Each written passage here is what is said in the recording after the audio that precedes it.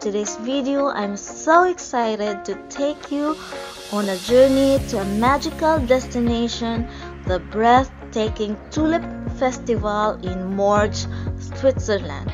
Here you'll discover a stunning array of tulip varieties, and this beautiful display is open to public every year from the end of March through the first or second week of May. I hope you like it. Enjoy watching!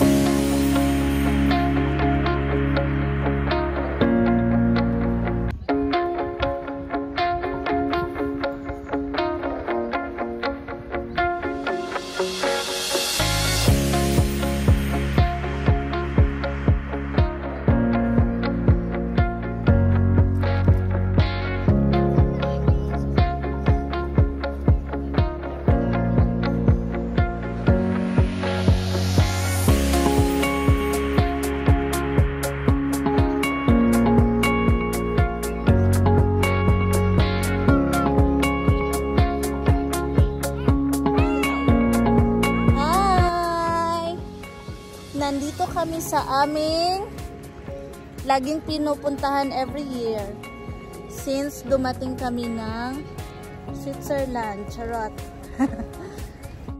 So normally it opens around March, tapos ngayon is pamayo na, so medyo dry na talaga ang mga flowers kasi isang week lang na isang week lang na sunny, mag-dry siya agad. Well, yeah, I see. Thank you. Woo. So, yan guys. Ang ganda, no?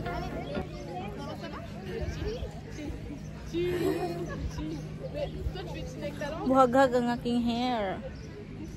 At anyway.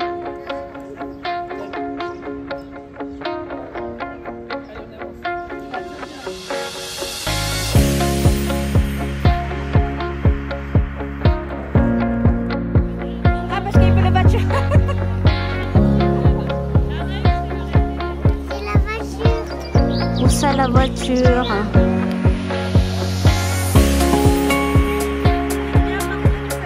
Mag-vlog kayo, girl. So, ay, ang klaro ng mukha. So, anong flavor sa'yo? Sa akin, ano na lang? Masarap kaya yung caramel? Yeah. Or hindi. Ano na lang, girl? Fez at saka chocolat. Chocolat noir? Pas chocolat. Chocolat de laula, glace. Pas les sorbets. Laula. Tinakpan. Meron yan. Chocolat and fez. Chocolate and strawberry. Wala daw kanya eh. So, ayan, 4 Swiss francs each. Scoop niya is 4 Swiss francs. So yeah.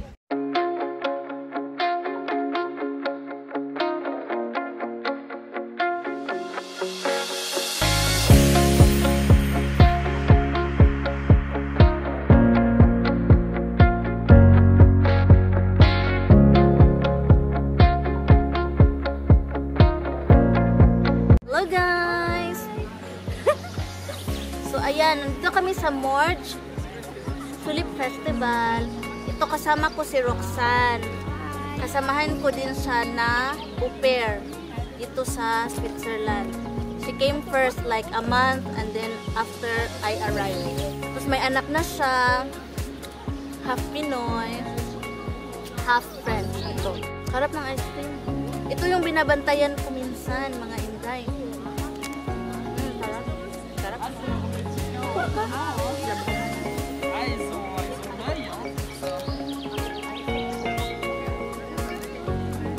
So, ito yung una namin pinuntahan din.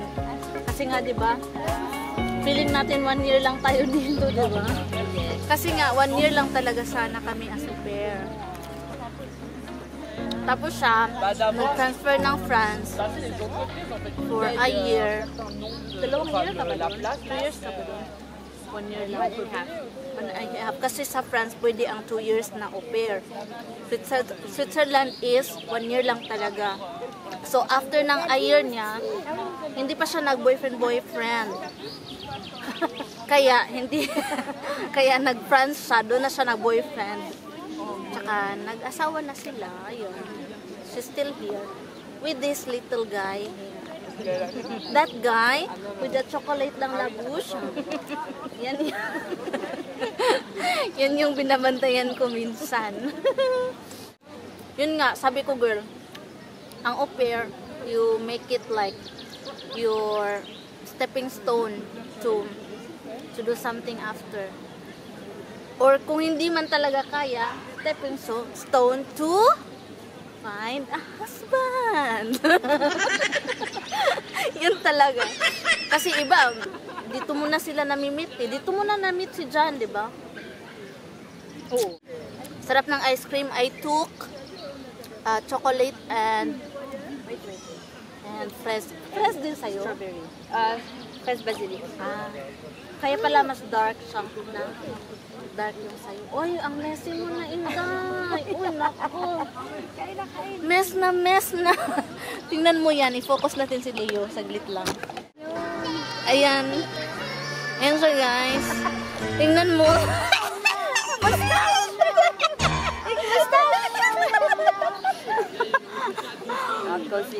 Ayan ang anak niya. Pinoy na Pinoy ang anak nila. Sabi toi même? Sabi toi-même là? It's on record with a mustache la. Basdila. Basdila. Cheers! Ay, with tita. Si mama. Wow. Focus ka, Leo. Oh. Hindi na rin nakakain si mama. Wala kang wet towel.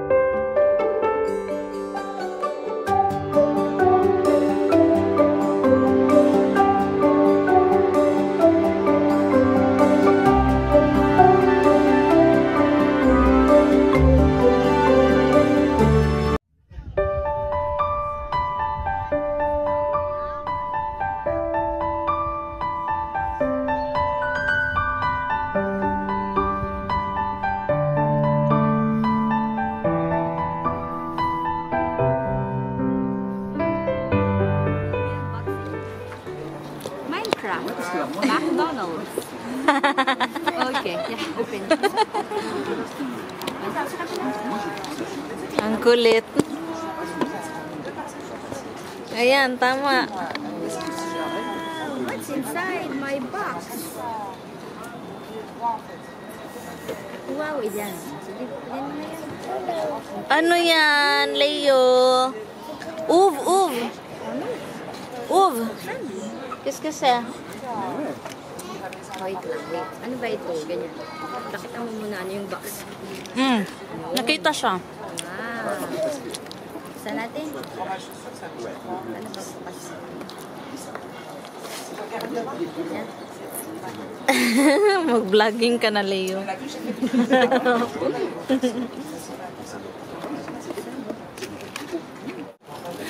Wow! Anong laman? Meron pa pala.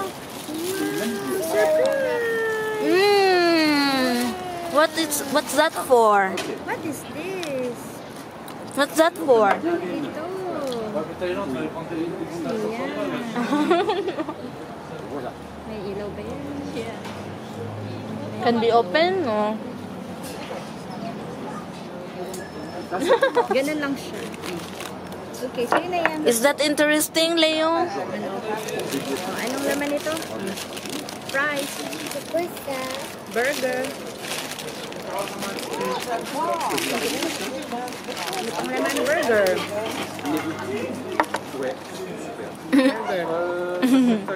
Bon appetit!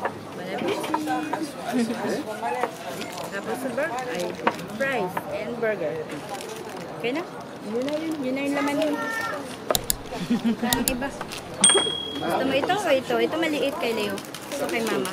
Ang burger. Saka. Ito.